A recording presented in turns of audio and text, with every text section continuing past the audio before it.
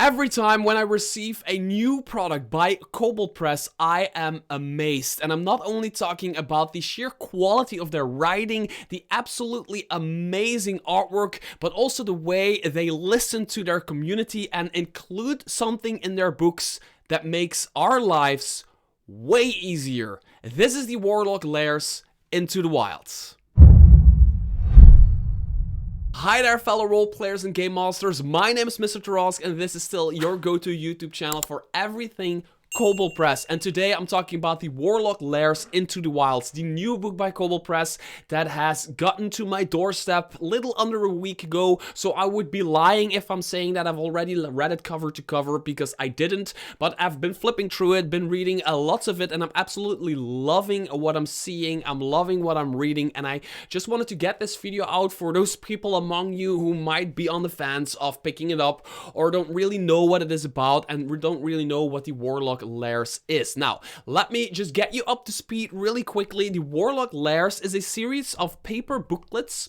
You can, like small paper booklets, you can get from Kobold Press if you support them on their Patreon page for a monthly fee. You can get them in PDF form, but you can also get them in physical form. There are the Warlock series, which they also put into a compilation, which are the Warlock Grimoire books, and there are the Warlock Lair booklets. They are black and white lairs. They call them lairs, but they're actually mini adventures that you get every month you get a new one, and you can play it, you can put it on your table, and you can play it. Now, they've put out tons and tons and countless of those, and now they are they're compiling books. They're compiling them into one book. Now, these are what they say themselves are. These are 19 top-rated adventures. And in the start of this book, they talk about how, although these adventures are all based, focused on the second tier of play, which is level 5 all the way up to level 10. There are also level 1, level 2, level 3 adventures in here, and enough low-level adventures for those interested can create a mini campaign for this collection, from level 1 all the way up to level 10. So if you want, you can create a mini campaign, although the adventures are not exactly tied in with each other per se for one big campaign. You can play them back to back, and it all makes sense if you play them back to back. So you can have like this mini campaign in and around Midgard, or most of these you can play anywhere in your setting with sometimes a little bit of adjustment. And that is the thing with the Warlock series. The Warlock series is always like written with Midgard in mind, but it's always also written so you can use it anywhere. So the Warlock series have like new spells, new subclasses, areas, dungeons, lore, history, all that stuff, but you can use that in your own game as much as you want. And the Warlock Lairs, again, they are plug and play adventures. And the thing I want to do with this video is I want to quickly talk about the book itself, why I absolutely love it, and then I want to open the PDF and just show you one or two adventures that really caught my eye and that I absolutely love.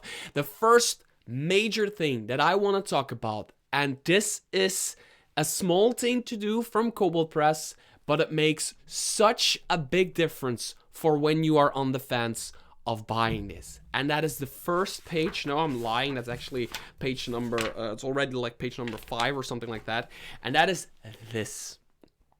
It's hard to see maybe, but it's basically, I have to explain this to you really quickly. As you know, Kobold Press has a bunch of monster books.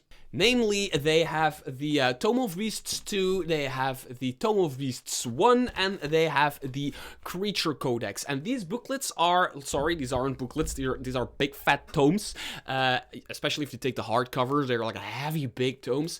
They are filled with monsters, and a lot of people have all of these books, at least one of them, or two of them. A lot of people have them, but there's also a lot of people who are just getting into Kobold Press, or just want to buy like one great compilation of adventures, which this is, and they just don't have all the monster books or all the like the Midgard campaign setting, but they still want to play this. It is now actually very easy to do so, because what they did is they give you a list of all the monsters that are in the adventures. They put between brackets where you can find that monster's stat block. For example, in the creature codex. If it says CC, it's the creature codex. If it says TOB, it's Tome of Beasts, right? I don't know if, yeah, TOB2 is also in there, which is Tome of Beasts 2.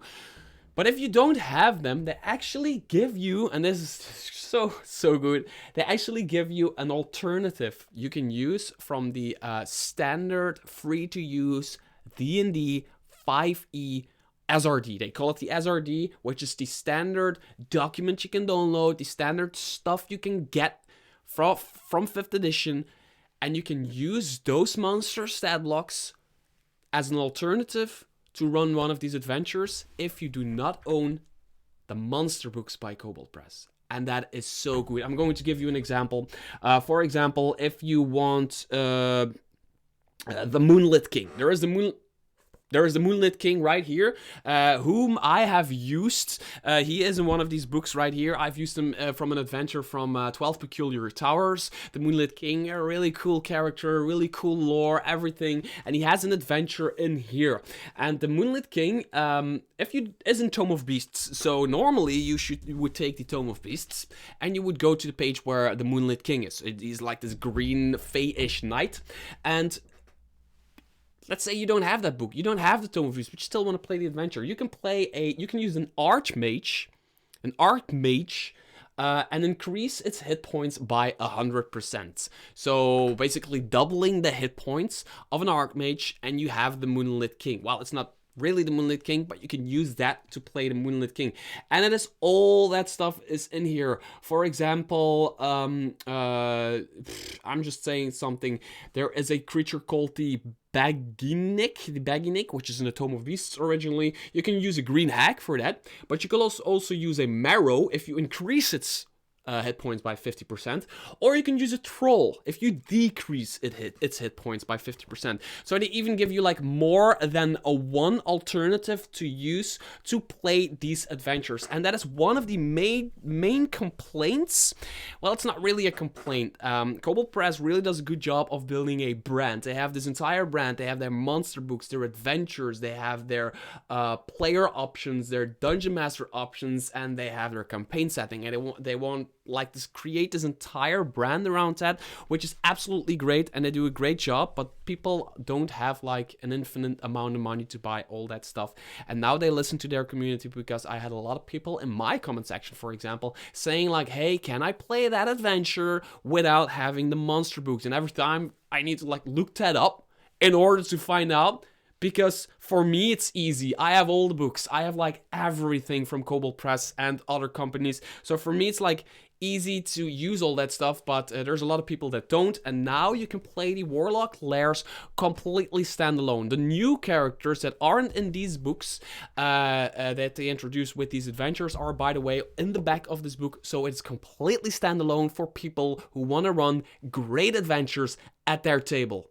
Congratulations, Kobold Press, that's a brilliant move. And before we dig into the PDF, I just want to show you some great artwork from the book. And the reason for that is I just like that they stayed true to their series. They've done the same thing with the Warlock Grimoires. These are as one of the compilations of the Warlock series booklets. Again, they use that same black and white old school artwork for that, with like the titles and everything. Everything is really well done, and they just stay true to their own brand in that sense, and they do the same thing with the Warlock Lairs. So although the cover is really colorful and it's really cool, the inside actually is like this really wicked, like, I'm trying to find an example, but there's like really cool artwork in here that shows you what they are trying to do, but also speaks to the imagination a ton. Also, what is the Into the Wilds? The Warlock Lairs is what they say in the start. I just want to say this from the start so you know what you're expecting. Brings you hand-picked selection of Warlock Lairs. For this collection, we've chosen a wilderness theme with a strong emphasis on the shenanigans of fae and cultists. So it is focused on the second tier of play, and it is mostly about Fae and cultists. If you're into that, I'm not lying, 19 adventures involving Fae and cultists. Tier 2 mostly, and it is completely standalone. You can play it with using alternate monsters. Then this book is really, really for you, and I just want to show you 2 adventures that I really like. Before I go on, I want to quickly say that I am endorsed, well, my channel is endorsed by Shard Tabletop. To my opinion, and I'm honestly saying this, the best virtual tabletop for 5th edition Dungeons & Dragons is specifically built for that one game, and it does its job so freaking well. It's easy to use. You'll be playing in a matter of seconds, even if you do not know the software. It is the best virtual tabletop out there. And if you click the link in the description below, you can create an account for free. It really helps me out if you do, and you can fiddle around with it, and you will get great offers because you're part of my community, like discounts on subscription and on books and whatever. You will get great offers just because you're part of my community. So help me out, click the link in the description below and create an account on Shard Tabletop. By the way, everything from Kobold Press is on Shard Tabletop. So the first adventure I want to quickly talk about is the Light of Memoria, and the reason for that is, first of all, it is the first adventure in the book. So I opened this book when I was at home, and I started reading with the first adventure because that is what people do, right? It's a level 1 adventure, and the reason why I kept reading is because it plays out very close to the Scarlet Citadel. If you do not know what this is, I have a review on this. It is a classic dungeon crawl from level 1 to 10, and my players right now from one of my parties are actually traveling to Red Tower, which is the village where all of the Scarlet Citadel shenanigans start. And while they are investigating the Scarlet Citadel stuff, they can actually bump into this adventure if you as a dungeon master would like to. And I'm going to do that, although I'm going to use a much higher difficulty class rolls, DC save stuff, and I'm going to make it harder because the characters of my party are way higher level. But that said, I just want to talk about the premise and what it's like, so you can kind of get a vibe of what these adventures are, because there's always like this mysterious weirdness going on around it, because it's about Fae and Shadow Roads and Midgard stuff, right? So something they do really well is before they even talk about the adventure, they have a little section, and with this one it says, this adventure takes place outside the village of Red Tower in the White Forests. And then they give between brackets where that exactly is. It's abandoned archway and a pocket dimension, however, it can be adapted to any location. So they give you the location where it is in the Midgard campaign setting, but they also give you a way of putting it in your campaign. Now, for this one, it can adapt to any location, they say, as long as there's like a forest or something where the archway is. But for other adventures, as you will see in the next adventure, they clearly say like you need this type of setting in order to do it. So it's in a desert or it's in the mountains or whatever. They just tell you like, hey, this is where it is in Midgard, but this is where it could be in your world, which is great. It's a really, again, it is really a consumer thing to do from Kobold Press, and I absolutely love those little things where they make their books for everybody. Now, basically, what is this? There is a portal in the forest near Red Tower. And there were these mages who created this, they were necromancers kinda, and they created this like this city, this environment, Memoria they call it if I'm not mistaken, for themselves. And they were practicing magic and everything, all kinds of stuff. And what they were doing is they were creating a bridge between the mortal realm and the realm of the death. And the problem with that is, so what they wanted to do is they created this bridge so they could go to the realm of the death, but they also could bring their ancestors or whomever they wanted back from the realm of the death into the mortal realm and back and forth, and they were trying to do this. Now, while doing this, they gave up a ton of their own life energy in order to make that magic happen, and it all went basically it all went wrong, right? So instead of getting ancestors and everything from the realm of the dead, they got like specters and zombies and I don't know, other undead creatures, and they were basically screwed. So they needed to run, they needed to flee. So what they did was they created some sort of pocket dimension which sits like between the physical realm and the realm of the dead, and the shadow realm sits somewhere on its own. It's a pocket dimension, and they all went in there, dragging the undead with them, because the cool thing was they didn't want people around in the cities, in the neighboring cities, to be in danger, because they freed all these undead. They basically pull all the undead into that pocket dimension together with themselves, heroic acts, and yeah, most of them died within that pocket dimension, outside of a few who didn't die because they had like necklaces that protected them from corruption and everything. And that is the basic background of the adventure. And what it is, what are the characters trying to do? They're trying to save somebody, because people are drawn to this archway for many, many, many years, trying to discover what it does. And there's this one person who knows what it does, but he falls in. And it is up to the players to get them out of there. I'm oversimplifying this by a ton, and people who've actually read it will probably kick me in the ass for doing so. I'm oversimplifying because I want you to discover like the small things for yourself. So the players need to go in, find that person and maybe some other survivors from the original cast, and get them out. And that's basically the premise. So that is how Midgard and Warlock kind of adventures always feel. There's always like this mysterious thing going on, especially like Kobold Press isn't afraid of using like ley lines. For example, the entire world of Kobold Press, the Midgard there are ley lines everywhere, and in some places magic is just stronger than in other places, and there's always like this really weird vibe going on of you don't know exactly what is going on. There aren't a lot of go and kill a green dragon type quests within the Midgard quests you get from books like this. So that's the premise. There is a magic item which is called the Light of Memoria that actually is used to open the portal, and then they need to get somebody out there. There is an NPC in here that they get to know. It is all completely, so the pocket dimension is called the Oubliette, if I'm saying that correctly. So it is mapped out.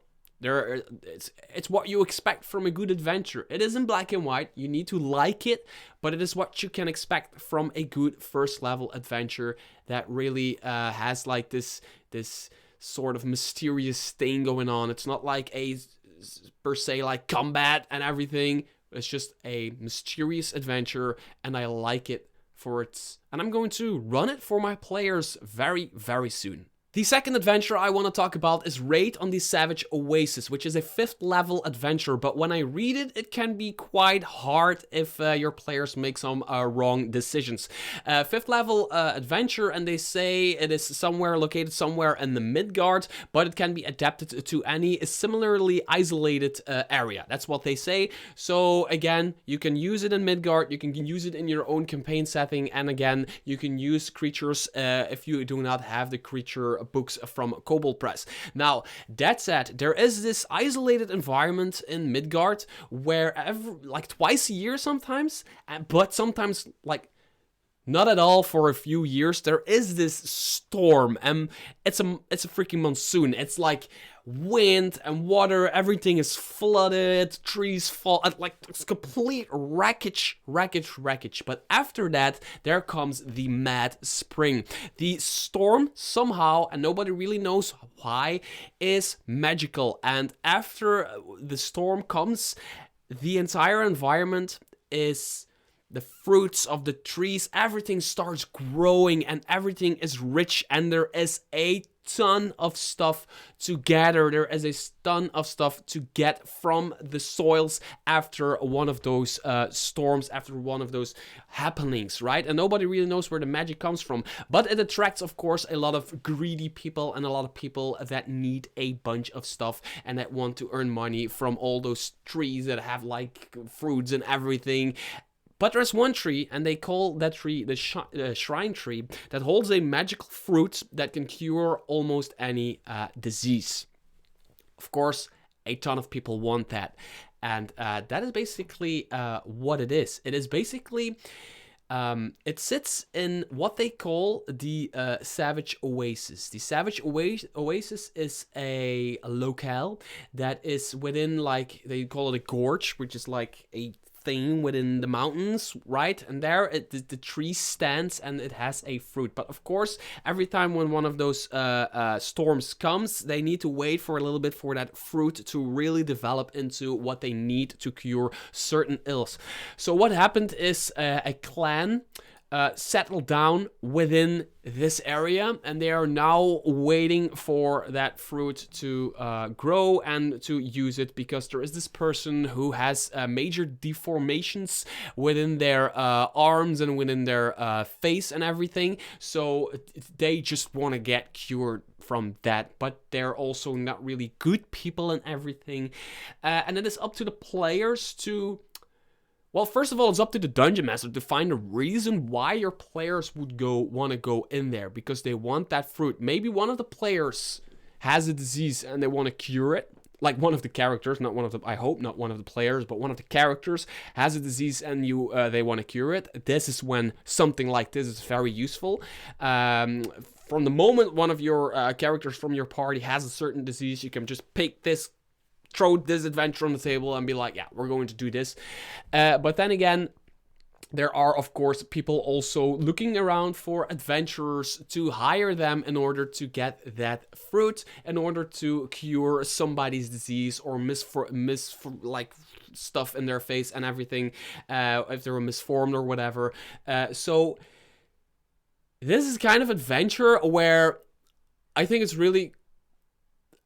It's not like the players are going to be the heroes, goody two-shoes, because they have the same amount of right to go and pick that fruit as anybody else. So the clan who settled down there are, although they have, most people that are in that clan are bad people, they have as much right or as little rights to pick that fruit as the players have. But still, the players have some sort of reason to go in there and try to get it. And of course, somebody is going to try to stop them, and yeah, they have to work their way all the way through this settlement, like, it's not settlement, like through this thing, and then all the way here and find that tree, find that fruit, and there's, of course, again, I'm oversimplifying, there's a lot more going on, and in the end, there's even like a hag-like creature that you can, that they can encounter, who isn't really part of like the main